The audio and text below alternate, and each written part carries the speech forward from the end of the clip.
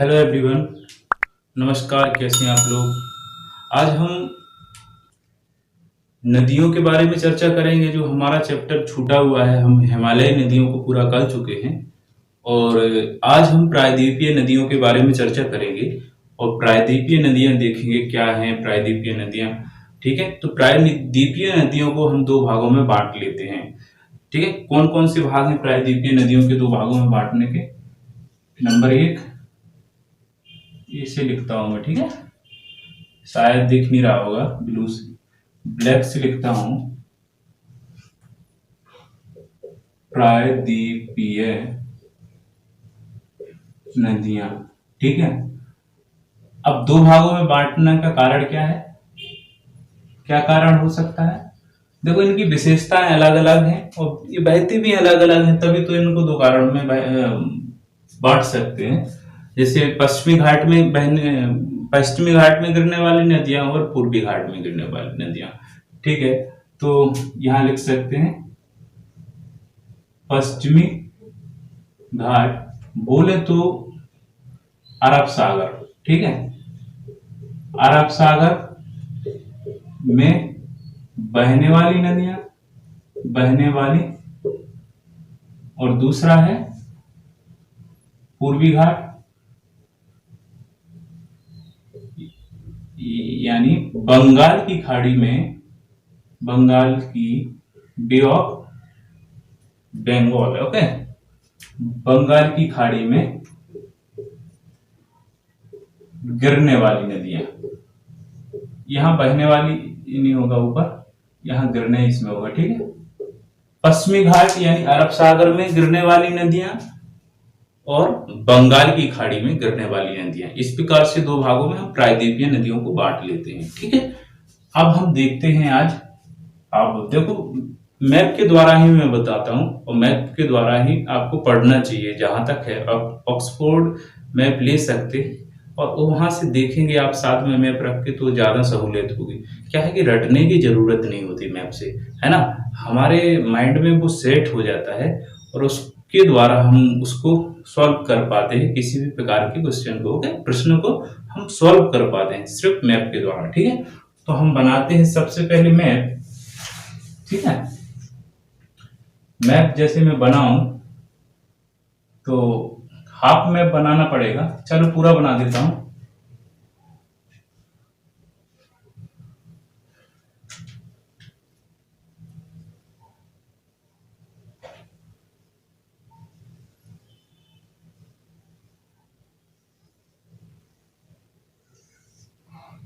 ठीक है,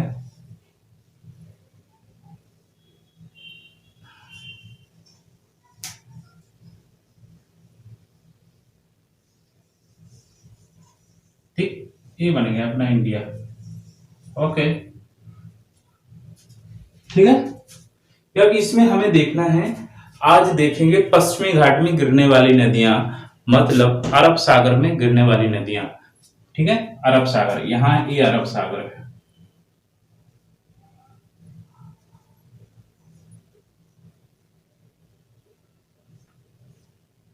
अरब सागर, ठीक। तो सबसे पहले बात करें हम अरावली पर्वत की। यहाँ अरावली पर्वत है। अरावली पर्वत से एक नदी निकलती है, बहुत ही प्रमुख नदी है राजस्थान में। उसका नाम है लूनी। लूनी नदी निकलती है, यहां इसको लिख सकते हैं लूनी। लूनी, ओके।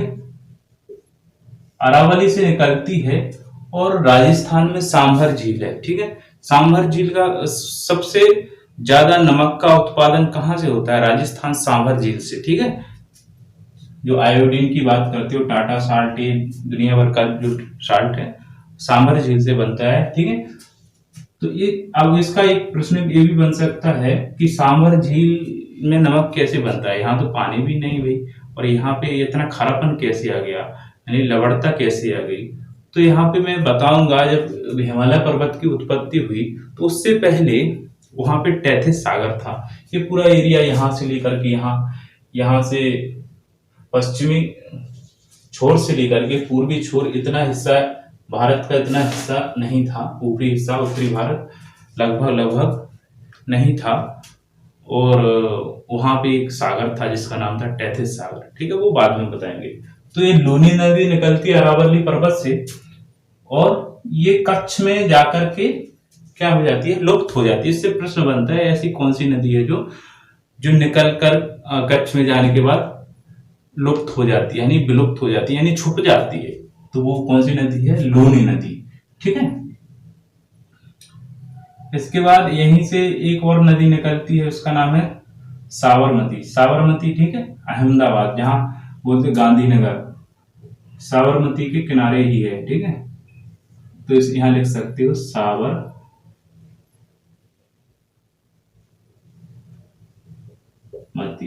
ठीक। यही क्या था, आश्रम था गांधी जी का, ठीक है, साबरमती आश्रम, इसी नदी के किनारे, ठीक है। बिना खड़क बिना ढाल साबरमती के संत तूने कर दिया कमाल। ओके, तो ये साबरमती नदी है। अब इसके बाद एक नदी मध्य प्रदेश, विंध्य प्रदेश से निकलती है मध्य प्रदेश में, और वो क्या करती है, ये मध्य प्रदेश है, यहाँ पे ये विंध्य पर्वत है, और यहां से नदी निकलती है, और फिर वो क्या कहा जाती है, खंबात की खाड़ी में गिरती है, ठीक है। इसका नाम है कौन सी, माही नदी, लिख सकते हैं आप माही, माही, माही रिवर। ओके, आज हम कर रहे हैं पश्चिमी घाट में गिरने वाली नदियां, मतलब अरब सागर, अरब सागर में गिरने वाली नदियां। ओके, अरब सागर में गिरने वाली नदियां के बारे में आज चर्चा कर रहे हैं, ठीक है। तो यहां से एक नदी निकलती है मध्य प्रदेश के विंध्य प्रदेश से, विंध्य पर्वत बोलते हैं जिसको, और वो क्या करती है कि यहां से कर्क रेखा है, ठीक है, जो भारत के 8 राज्यों से होकर गुजरती है, ऐसा करके निकल जाती है, ठीक। तो वो क्या करती है, कर्क रेखा को 2 बार काटती है। अब एक प्रश्न बनता है, ऐसी कौन सी नदी है, एक प्रश्न ऐसा बनता है, ऐसी कौन सी नदी है जो कर्क रेखा को 2 बार काटती है। उसका नाम है माही नदी, माही, ठीक है, माही नदी। ये वो कितने बार काटती है कर्क रेखा को, 2 बार। देखो कैसे काटती है, ठीक। एक बार तो ये काट दिया यहां से, जब राजस्थान में प्रवेश करती है मध्य प्रदेश से, ये काट दी यहां पे, और इसके बाद फिर से रिटर्न होती है, फिर यहां पे काट दिया उसने, तो 2 बार काट दी ना। इसके बाद वो गुजरात होते हुए अरब सागर में चली जाती है, यानी खंबात की खाड़ी में चली जाती है, ठीक है। तो अब बात करें कि माही नदी, माही नदी कितने राज्यों से होकर गुजरती है, 3 राज्य, मध्य प्रदेश, राजस्थान तथा कौन सा है, गुजरात। हो गया, ठीक, ठीक है, हो गया ये। इसके बाद बात करें, ठीक, 3 राज्यों से होगा गुजर गई माही नदी। अब इसके बाद बात करें मध्य प्रदेश, अमरकंटक, अमरकंटक से, मध्य प्रदेश के अमरकंटक से एक नदी निकलती है जो रिफ्ट घाटी में होकर गुजरती है, ठीक है, रिफ्ट घाटी, उसका नाम है नर्मदा। यहां लिख सकते हो, मैं अरब सागर को इसको रब कर रहा हूं, अरब सागर को यहां पे लिख सकते हो इसको नर्मदा,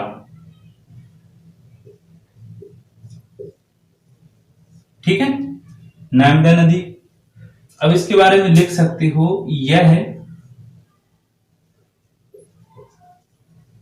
पश्चिम घाट में गिरने वाली सबसे लंबी नदी है, ठीक है, नर्मदा नदी, ठीक, बहुत प्रमुख नदी है, ठीक है। ये कितने राज्यों से होकर गुजरती है? देखो, ये हो जाएगी मध्य प्रदेश, कितने राज्यों से होकर गुजरेगी? मध्य प्रदेश, महाराष्ट्र और गुजरात। नर्मदा नदी कितने राज्यों से होकर गुजरती है? मध्य प्रदेश, महाराष्ट्र और गुजरात, ठीक है।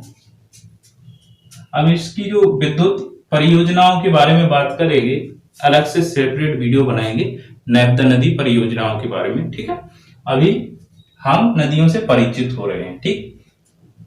इसके बाद नर्मदा है, अब दूसरी नदी है तापी यानी ताप्ती, वो बैतूल से निकलती है मध्य प्रदेश, इसी, ठीक है, सतपुड़ा पर्वत श्रेणियों से ही निकलती है, बोल सकते हो इसको, ठीक है। लेकिन ये क्या होती है? अमरकंटक, ये भी अमरकंटक की श्रेणी है, उसी के अंतर्गत आती है, थोड़ा ये बैतूल से होकर गुजरती है, ठीक है। और बैतूल, इसकी बात करें तापी की, तो यहां लिख देता हूं मैं तापी के बारे में, तापी यानी ताप्ती, ठीक है। अब ये दूसरे नंबर पे अरब सागर में गिरने वाली नदियां हैं, दूसरे नंबर पे, नर्मदा के बाद ये दूसरे नंबर की लंबी नदी है, दूसरे नंबर की नदी है। अब दूसरी बात इसमें करें तो सूरत है, जो सूरत गुजरात का, इसी के किनारे बसा हुआ है, सूरत तापी के किनारे बसा है, ठीक है। सूरत जो है, जो तापी के किनारे बसा हुआ है, सूरत तापी के किनारे बसा हुआ है। और इस पे दो महत्वपूर्ण योजनाएं हैं गुजरात में है, एक है ओकाई परियोजना, और दूसरी है इसमें कारका, इसका नाम यार कारका, क्या बोलते हैं इसको, काकराकार, सॉरी, ठीक है, ओकाऊ परियोजना, और दूसरा है काकराकार परियोजना। दो परियोजनाएं हैं इस पे, ओकाई परियोजना और काकराकार परियोजना, ओकाई और काकराकार परियोजना, ठीक है। ये तापी नदी की बात हो जाती है। इसको मैं रफ करता हूं थोड़ा, ठीक है, ये लिख लिया होगा, पोज करके भी लिख सकते हो आप, ठीक है। अब इसके बाद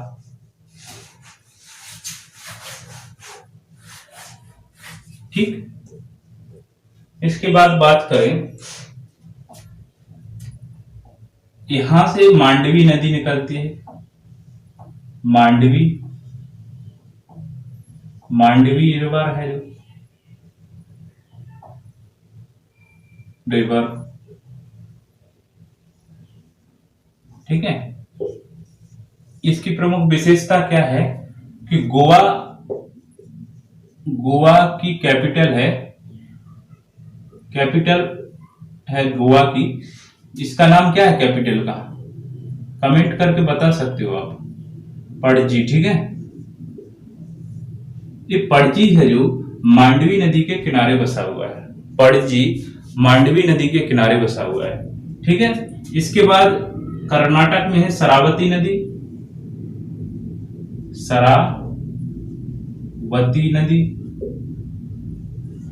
शरावती रिवर बोल सकते इसको, ठीक है। अब शरावती रिवर पर एक क्या है, जलप्रपात है, जो भारत का सबसे बड़ा जलप्रपात है, जिसको बोलते हैं जोग या गरसोप्पा, जोग या गरसोप्पा या गांधी जलप्रपात। कौन सी नदी पे है? ये है कर्नाटक में शरावती नदी पर, ठीक है।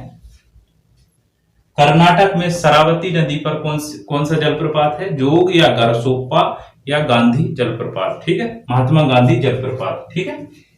ठीक। अब इसके बाद बात करें केरल की, तो केरल में एक है भरतपुजा, एक है पेरियार।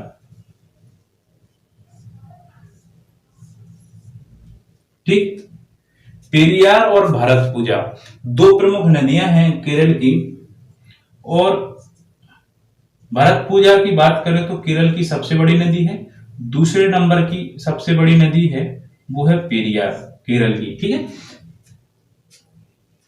ठीक। तो इस प्रकार से पश्चिमी घाट यानी अरब सागर में गिरने वाली नदियां हो जाती हैं, जो प्रमुख नदियां थी। अब इसके बाद हम बात करेंगे अरब बंगाल की खाड़ी में गिरने वाली नदियों के बारे में। और तो एक बार मैं रिपीट कर देता हूं ऊपर से, लूनी नदी है, जो लूनी नदी अरावली पर्वत से निकलती है और कच्छ में क्या हो जाती है, लुप्त हो जाती है। तो प्रश्न यहां से ये बनता है कि वो कौन सी नदी है जो कच्छ में जाकर के लुप्त हो जाती है, तो लूनी नदी है। ठीक है। अब साबरमती नदी है। साबरमती नदी क्या है, इसके किनारे अहमदाबाद बसा हुआ है। इसके बाद बात करें माही नदी। माही नदी की बात करें तो ये विंध्य पर्वत श्रेणियों से निकलती है मध्य प्रदेश में, और ये जाकर के क्या करती है, कर्क रेखा को दो बार काटती है और 3 राज्यों से होकर गुजरती है, मध्य प्रदेश, राजस्थान और गुजरात। ठीक है। इसके बाद बात करें नर्मदा की, तो नर्मदा नदी मध्य प्रदेश के अमरकंटक से निकलती है। ठीक है, अमरकंटक से निकलती है ये, और ये सबसे लंबी नदी है जो पश्चिमी घाट यानी अरब सागर में गिरने वाली नदी है, ये सबसे लंबी नदी है। इसके बाद इस ताप्ती नदी आती है, तापी नदी, जो बैतूल से सतपुड़ा पर्वतीय श्रेणियों से निकलती है और ये जाकर के कहाँ मिल जाती है, अरब सागर में मिल जाती है, और ये दूसरे नंबर की लंबी नदी है नर्मदा के बाद। ताप्ती नदी पे सूरत शहर बसा हुआ है गुजरात का। इसके बाद बात करें हम मांडवी नदी। मांडवी नदी की बात करें तो मांडवी नदी के किनारे गोवा की राजधानी पणजी बसी हुई है। ठीक है। इसके बाद बात करें शरावती नदी। शरावती नदी कर्नाटक में है, जो कि किसके लिए प्रसिद्ध है, जो हमारे भारत का सबसे बड़ा जलप्रपात है वो कौन सा है, जोग या गरसोप्पा या महात्मा गांधी जलप्रपात, जो कि शरावती नदी पे है। इसके बाद करें भरतपुजा और पेरियार नदी की, तो ये केरल में है। सबसे बड़ी नदी भरतपुजा है केरल की, इसके बाद दूसरे नंबर पे पेरियार नदी है। इस प्रकार से अरब सागर में बहने वाली नदियां हो जाती हैं पूरी। अगला जो वीडियो होगा वो आपका होगा यानी पूर्वी घाट यानी बंगाल की खाड़ी में गिरने वाली नदियां। इस प्रकार से नदियों का चैप्टर हो जाएगा खत्म, और फिर आगे चलेंगे। वीडियो को लाइक करें, शेयर करें, सब्सक्राइब करें, जुड़े हमसे और अपना लक्ष्य प्राप्त करें। इसमें हम आपके साथ हैं। Thank you very much.